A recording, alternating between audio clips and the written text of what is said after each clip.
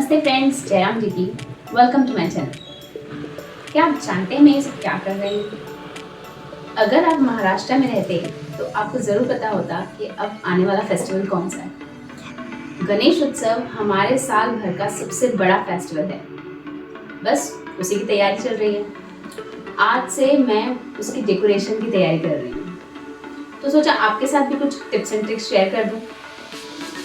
Friends, हम लोग जब गणेश उत्सव मनाते हैं तब धीरे धीरे अवेयरनेस आ रही है कि अभी पीओपी गणपति नहीं बनती, अभी शाडू क्ले की बनती है जो डिकम्पोजेबल है, कम्प्लीटली डिकम्पोजेबल है। पर उसके अलावा अगर आप देखा जाए, जब हम जो खर्चा हम डेकोरेशन पे करते हैं, जो मटेरियल्स हम डेकोरेशन के लिए यूज़ करते हैं, उनका क्या? हम फेस्टिवल मनाने के बाद के कॉन्सिक्वेंसेस के बारे में बिल्कुल नहीं सोचते। वो सारी चीज़ें हमारे एनवायरनमेंट के लिए बहुत ही ज़्यादा खतरनाक है। तो क्यों ना इस साल या अब से कुछ ऐसे बदलाव करें जो हमारे एनवायरनमेंट को बिल्कुल हानिकारक ना हो। कुछ ऐसे चीज़ें जो हम चेंजेस करें जो पॉकेट फ्रेंडली भी हों, एनवायरनमेंट फ्रेंडली भी हों। ऐसी डेकोरेशन को क्यों ना अपनाएं जो हम अपने घर की चीज़ों से कर सकें, जिसके लिए हमें ज़्यादा पैसा ना खर्च करना पड़े। I have ample of tips and tricks regarding this. ये पार्ट 1 है। अगले कई हफ्तों तक आप इनके कई पार्ट्स देख पाएंगे। आज मैं अपनी टिप्स में से कुछ आपको शेयर करती हूँ कि कैसे मैंने अपने घर के मटेरियल से यूज़ करके अपनी गणपति डेकोरेशन पे यूज़ किया, और यकीन मानिए वो बाहर के डेकोरेटिव टेम्पल्स, मंदिर या चीज़ों से बहुत ही ज़्यादा सुंदर और डिफरेंट लग रहा था। बस ज़रूरत है तो आपके थोड़े से समय और क्रिएटिविटी की। बाकी आई एम श्योर ये सारी चीज़ें आप सभी के घरों में मौजूद होंगी। तो चलिए, without further ado, let's start the video.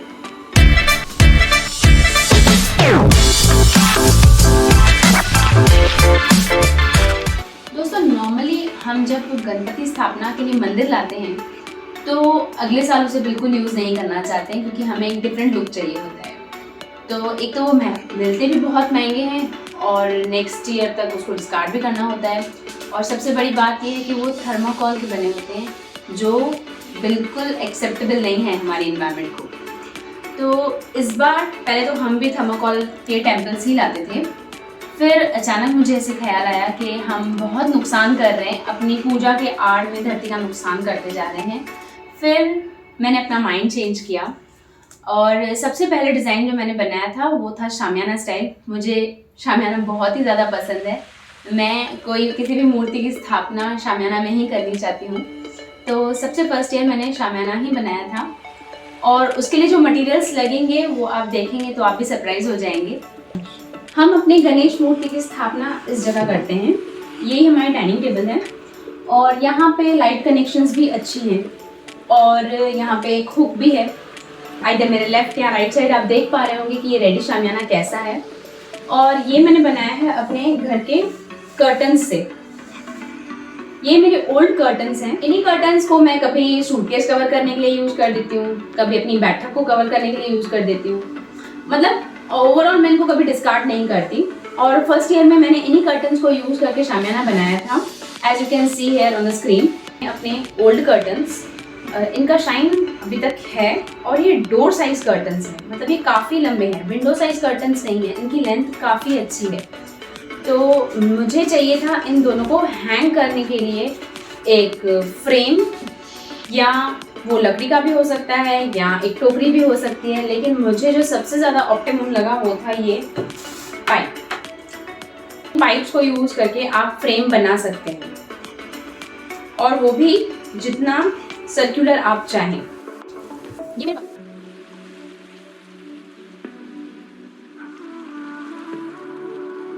वो भी बहुत आसान मेथड है। ये देखिए, आमने सामने इसको टाई करना है, क्योंकि यही जो रोप होगी ना वो हमें ऊपर हैंग करने में काम आएगी। और इसे किसी भी नॉर्मल फैब्रिक से आप लपेट लीजिए तो आप कवर करिए, अदरवाइज इसके ऊपर भी कर्टन्स आ जाएंगे तो दिक्कत नहीं होगी, वो पूरा कवर हो जाएगा, बिल्कुल नहीं दिखेगा। पर ये देखिए, मैंने जब यूज़ किया था तब इसको कवर किया था किसी भी कपड़े से जो आपके पास एक्सेस कपड़ा पड़ा हो। नॉर्मली जब हम ड्रेसेस स्टिच करवाते हैं तब हमारे पास एक्सेस कपड़ा छूट जाता है, से नए नए कपड़ों को आप डिस्कार्ड ना करिए, वो बहुत काम आते हैं।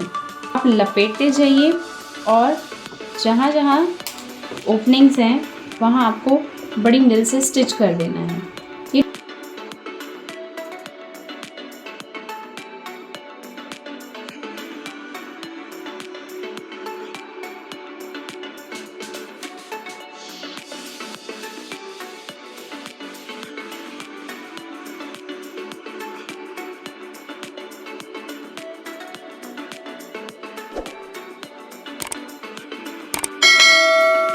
मैंने रोल कर दिया है।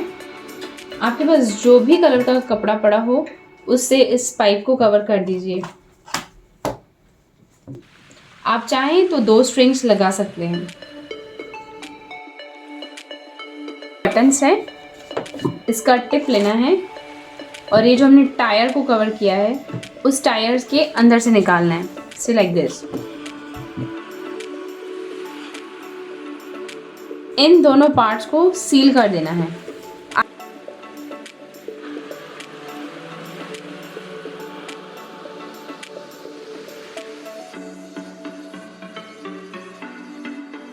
पूरा हमने इसको सील कर दिया। अब जो अदर साइड है उसके लिए भी सेम प्रोसेस रिपीट करेंगे।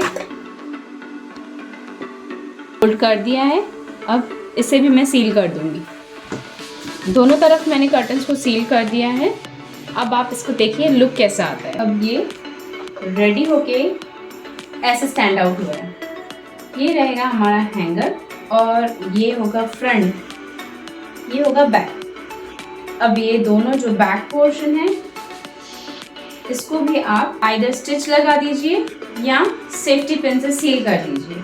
अब इसको मैं हैंग करके दिखाती हूँ, इसका एग्जैक्ट लुक आपको पता चल जाएगा। ये है शामियाना का कंप्लीट लुक, पर यहाँ पे हमारी डेकोरेशन ख़त्म नहीं हो जाती है। ये फर्स्ट पार्ट कंप्लीट हुआ है। यहाँ पे मैंने स्टिचेस कर दिए और दोनों कर्टन्स को सील कर दिया है। अब इस पर लगाएंगे हम फ्लोरल ब्रोच, ताकि जो भी ऊपर के फ्लॉर्स हैं वो कम्प्लीटली कवर हो जाएं। आइए देखते हैं कैसे। स्क्रीन पे लगी हुई पिक्चर को अगर आप देख पा रहे होंगे तो शामियाना के सबसे ऊपर उसके फ्लॉर्स कवर करने के लिए और उसकी ब्यूटी एनहेंस करने के लिए हमने लगाया है ब्रोच। और वो ब्रोच हमने घर पे बनाया है। वो नॉर्मली बच्चों को असाइनमेंट्स मिलते हैं जिसमें बच्चों को फ्लोरल एक्टिविटी करनी होती है या ऑरिगेमी फ्लावर्स बनाने होते हैं। ये पूरा वो ही कलेक्शन है। और कुछ वो फ्लावर्स थे जो हमें गिफ्ट्स के ऊपर लगे हुए मिलते हैं। वो सारे मटेरियल्स मैं डिस्कार्ड नहीं करती हूँ, वो कहीं ना कहीं काम आ जाते हैं। आइए बनाते हैं फ्लोरल ब्रोच। ब्रोच बनाने के लिए आपको चाहिए अलग अलग कलर्स के फ्लावर्स। ऐसे प्लास्टिक फ्लावर्स भी आप यूज़ कर सकते हैं, पर उसका बेस आपको क्या लेना है वो है ये है कार्ड पेपर। अगर आप ग्रीन लेंगे तो सबसे ज़्यादा अच्छा, क्योंकि फ्लावर्स का बेस भी ग्रीन बहुत ही अच्छा लगता है। अदरवाइज़ आप वाइट भी ले सकते हैं, depending upon the colour scheme of your शामियाना। ये जो कार्ड पेपर है ये थिक शीट है और इसका लिंक मैं डिस्क्रिप्शन में आपको दे दूँगी। ये फ्लावर्स को बहुत अच्छे से होल्ड कर सकता है और बहुत स्टिफ भी रुकेगा। जिस ब्रोच के लिए हमको मटेरियल चाहिए वो ये एकदम बेस्ट फिट बैठता है। बस इसे रैंडमली फिक्स करते जाइए। ये सारे फ्लावर्स हमने एक्टिविटी में यूज़ किए, यहाँ कहीं ना कहीं मुझे गिफ्ट्स में मिलते हैं, वो सारे फ्लावर्स हैं।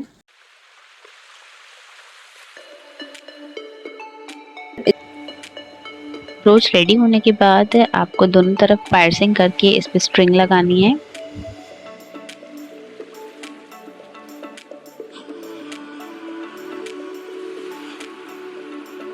ये इस तरह से दोनों तरफ स्ट्रिंग को लगा देना है ताकि ये ब्रोच को होल्ड कर सके। ये मैंने 2 साल पहले की डेकोरेशन को रिक्रिएट किया है, इसके लिए मेरे पास ये फ्लावर्स कम थे, पर आप इस ब्रोच को डेंस कर सकते हैं। फ्लावर से भरा हुआ ब्रोच और अगर उसके ऊपर हम लाइट्स लगाते हैं तो ये बहुत ही एलिगेंट लगता है। ये है 2018 का मंडप डेकोरेशन। ये हमारे घर की है, नाइट लुक है ये। और ये जो सिंहासन बनाया हुआ है ये भी एक DIY है, हमने बाहर से नहीं खरीदा था। फ्रेंड्स, मुझे कमेंट सेक्शन में आप अपने ओपिनियंस ज़रूर शेयर करिएगा और इनमें से कोई भी चीज़ जो मैं आपको क्लियर नहीं कर पाई हूँ वो भी ज़रूर पूछिएगा। फ्रेंड्स, हर एक चीज़ आप देखेंगे तो वापस अपनी जगह पे आ सकती है। ये जो बड़े बड़े स्टिचेस हम लगा चुके थे वो भी अनवाइंड हो गए। मैंने यहाँ लगाई है, वो कपड़ा भी वापस आप यूज़ कर सकते हो, ये पाइप भी आप फिर से अपने इस्तेमाल में ला सकते हो। हर चीज़ अपनी जगह पे वापस आ जाएगी। हमने सिर्फ चीज़ों को कंस्ट्रक्टिवली यूज़ किया है और वापस उनका यूज़ करके, उनको यूज़ ख़त्म करके हम वापस उन्हें अपनी जगह पे रख सकते हैं। इन्हें डिस्कार्ड करने की कोई ज़रूरत ही नहीं है। इसमें से कुछ भी कचरा वेस्ट नहीं जनरेट हुआ है। आइए इस बार गणपति उत्सव में एक प्लेज लेते हैं कि हम जितना कम हो सके उतना कचरा फैलाएंगे, बिकॉज़ डेकोरेशन में बहुत ज़्यादा कचरा होता है। कोशिश करिए कि आप ऐसी डेकोरेशन को अपनाएं जिसमें कचरा ना हो। फ्रेंड्स, मेरे हिसाब से क्रिएटिविटी ऐसी ही होती है। आप किन चीज़ों को यूज़ करें और उनको सुंदर बनाएं, उनका इस्तेमाल हो जाए, फिर आप उन्हें वापस अपनी जगह पे रख दें। किसी चीज़ को डिस्कार्ड ना करें। जैसे ये बात सच ही है, वी आर नॉट बॉर्न है टू जनरेट वेस्ट। हम कचरा करने के लिए यहाँ पे नहीं आए हैं। अपनी धरती को साफ़ रखिए, क्लीन रखिए, जितना हो सके चीज़ों को रिसाइकिल करिए, रीयूज़ करिए और ऐसी चीज़ों को, ऐसी वस्तुओं को ना खरीदें जो रिसाइकिल नहीं हो पाती हैं। और एक और बात मैं आपको बोलना चाहूँगी, शामियाना के लिए जितना हो सके प्लेन फैब्रिक लीजिए। कर्टन हो, आपके पास वाइट बेडशीट हो, उससे भी शामियाना बन जाएगा। और ऐसा नहीं है कि आप पहली बार में ही सक्सेस हो जाएंगे। हो सकता है थोड़ी आपसे मिस्टेक्स हो जाएं, पर बिलीव मी ये इतना भी डिफ़िकल्ट नहीं है कि आप बिल्कुल ना कर पाएँ। अगर मैं कर सकती हूँ तो आप भी कर सकते हैं। बस थोड़ी टेक्निक मैंने आपको बता दी है, आप एक बार ट्रायल करेंगे तो ये बिल्कुल 1-8 घंटे का काम ही है। और अगर आप लाइट्स लगाएंगे तो उसकी ब्यूटी एनहांस हो जाएगी। तो मिलती हूँ आपसे अगले वीडियो में एक और क्रिएटिविटी के साथ, एक अच्छे थॉट के साथ। Till then see you, take care, bye bye, जय राम जी। Friends, if you go for eco-friendly decoration this time, then don't forget to share it with me on Instagram. The ID is in the description box.